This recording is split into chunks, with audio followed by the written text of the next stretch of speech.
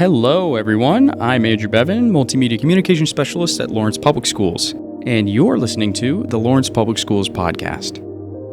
On today's episode, we'll be discussing the newly passed district-wide cell phone policy. We'll cover the who, the what, the when, the where, the why, and yes, even the how.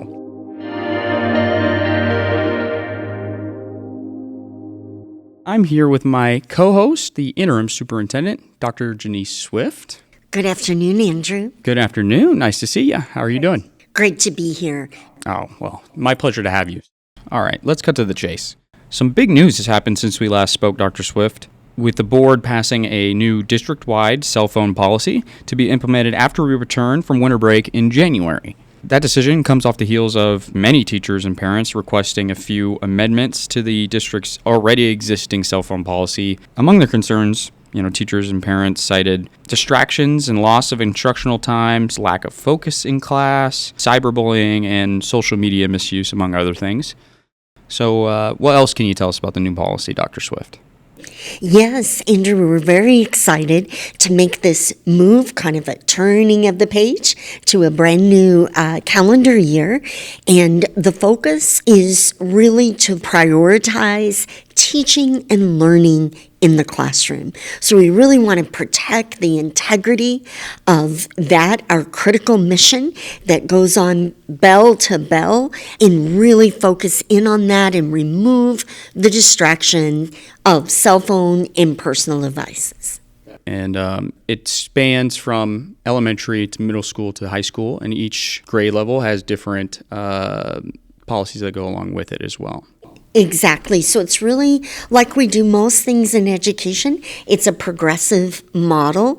We also know, and we have great research coming out, that particularly in the younger years of elementary, that it's very important to minimize that screen time, even screen time for good purposes. So we'll be paying more attention to that as we move through the spring semester. Then at middle and high school, we're focused on protecting those instructional hours. So during the school day, during instruction, cell phones away, not seen and not heard. Trust me, I've been using screens since I was in middle school. They're super helpful, but doing everything we can to limit screen time wherever it's not necessary or wherever it's possible to do so is always a good thing. Like you said, the effects of screen time and cell phone usage, especially on young kids, it could be physical, like with eyesight, physiological, mental, social, emotional. So I think it is really important that we tackle that issue at the earliest stages of life where, development is at its most critical. Exactly. And, Andrew, we've been looking and we'll be holding some book talks and book studies throughout the spring on pieces like The Anxious Generation, which is really about the rewiring of childhood and that role that screens and devices can play in interrupting neural development of our children. Yeah, and it affects all aspects of your life. According to the Kansas State Board of Education, 46% of teens describe themselves as being online almost constantly. And that stems not just through the day, into the night as well, affecting their sleep. 67% say they often lose sleep due to their phone or the internet. Yes. And so we understand that it is a distraction from learning. Our teachers work really hard to prepare for class, and we just want all of that to be uninterrupted. We want to hold and protect and elevate the integrity of that teaching and learning process. But at the same time, there's also this addiction, behavioral concerns as well. So you're touching on those, and we'll be exploring that and learning more as we move through the coming weeks together. Absolutely. So one thing that we wanted to discuss is parents' questions and the community's questions of why. Yes. Why the change now? Exactly. So I thought it would be helpful to explain the context behind this policy change. We're certainly not the first district to implement a cell phone policy like this, even in Kansas. Olathe Public Schools actually implemented a new cell phone policy as well earlier this August. Blue Valley Public Schools is also doing the same thing. Shawnee Mission School District, they're looking into implementing one this upcoming semester. Very good. Nationally, several school districts, Fairfax County Public Schools in Virginia, Spokane Public Schools in Washington State, and then Colorado Springs School District in Colorado Springs, we're seeing districts really nationwide take a stand to minimize the distraction of cell phones and personal devices during that teaching and learning time. And you know that saying that says when we know better, we do better. And that's so important when it comes to our children. There was a time when we had Coca-Cola and Pepsi-Cola machines in our cafeterias, and students were able to get soda pop at lunch. And there came a time where we realized from all the research that wasn't the best approach. And I think the cell phone and the personal devices, we've come to that moment of pivot and change where we know that we need to do better.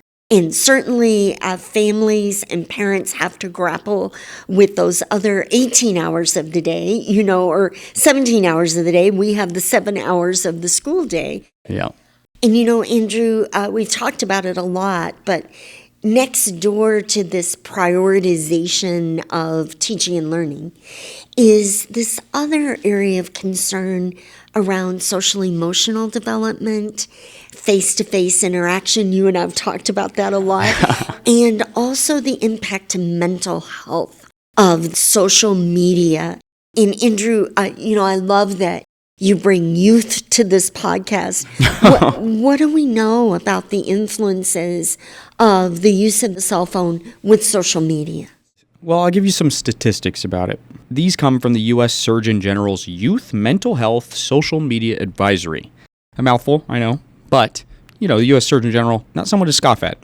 They found that adolescents who spent more than 3 hours a day on social media face double the risk of experiencing poor mental health outcomes, including symptoms of depression and anxiety.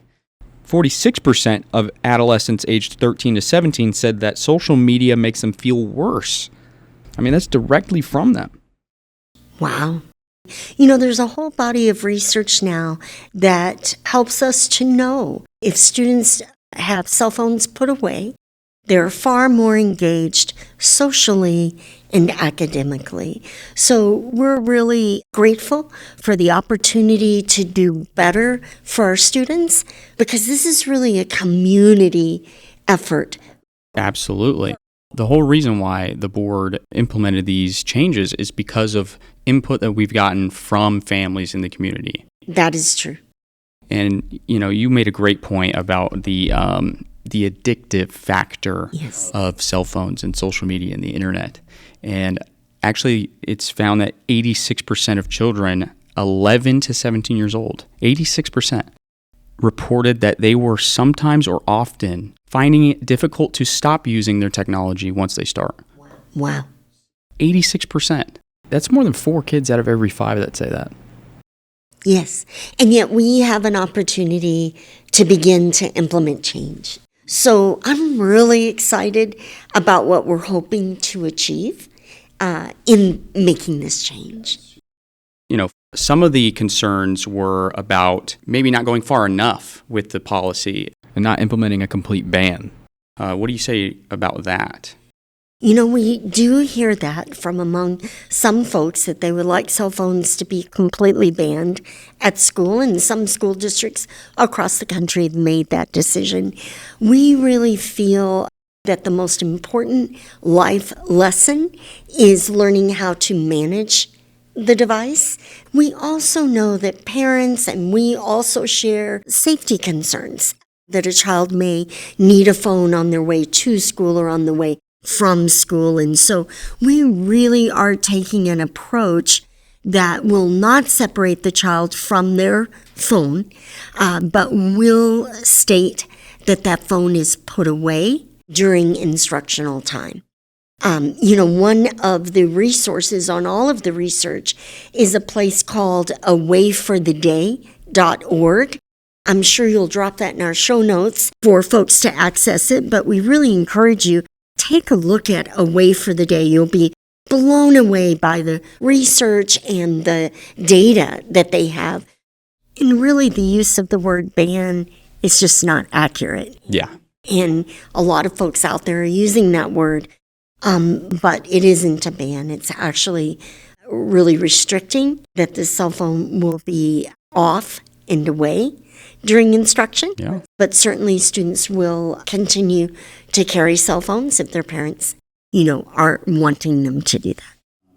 So we'll be looking January, February, March at some screenings of the movie Screenager. And if parents or folks listening have interest, I know you'll drop that link in. But really that documentary explores the impact on social emotional development. We just really want to focus on a healthier approach and putting that cell phone to the side and being off of social media, at least during those school day hours that we have students with us. So for anyone who's interested in learning more about the cell phone policy specifics or seeing the resources that we've talked about throughout the episode, you can find all of that on our new cell phone policy webpage on our website. I'll put a link to it in the description of this episode, or you can go there yourself as well by going to www.usd497.org/cell phones. It's been a great fall. We just wish everybody a safe and peaceful winter break. Absolutely. Miss our students every day and look forward to seeing them back on that Monday, January 6th. Yes, absolutely. We will look forward to seeing them come back, even though they might not feel the same about us sometimes. That's okay. We get it. We're not as cool as we used to be. So next time we'll have a few new things to talk about. I think pretty big one is the new website that we are working on behind the scenes right now. Julie and I, Julie Boyle, shout out, have been working on it since the end of last school year, and we have a bunch of staff members helping us as well. We're planning to get that launched before students get back. It is a long, long story, so we'll probably be talking about that a lot next time. It's really exciting, Andrew. I want to thank you and Julie for all of your hard work. Oh, wow, yeah. And websites are always a work in progress. So yeah. Same as we've said with devices, we'll work January, February, March and just keep ironing out those wrinkles. But I am so excited. Maybe next we can host some students. Oh, yeah. Host a teacher or two, and then maybe a parent or two. Wouldn't that be great for January, February timeline for future podcast conversations? Yeah. That sounds excellent. Let's not get into spoilers, though. So. Actually, we're just teasing. Teasing it out there. It's like the end of a Marvel movie, there's end credits. Well, we'll see you guys on the next episode in the next year, 2025. Thanks for tuning in. We appreciate y'all. Have a great winter break, and we will see you on the next episode of the Lawrence Public Schools podcast. Thank you, Andrew. Thank you, Dr. Swift. Have a good one, y'all.